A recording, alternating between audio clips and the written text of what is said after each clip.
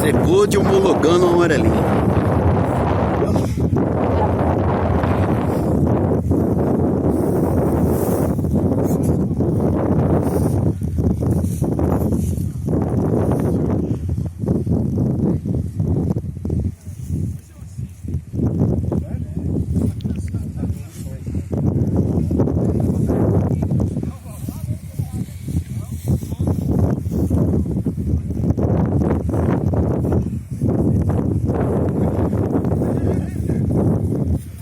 Eu vim pra cá.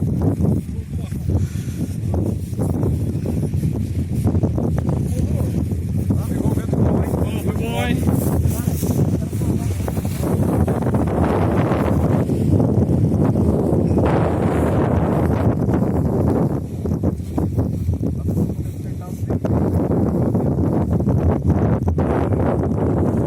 Rodrigo, se tivesse com o seu rádio, estava voando. Era só colocar no rádio e ficava voando.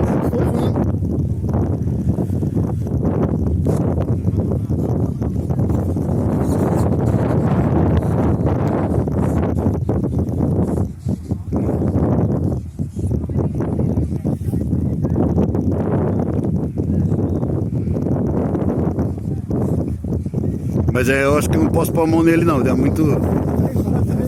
Ainda não, eu tô muito... Tem que ser o outro mesmo que é mais tranquilo, né?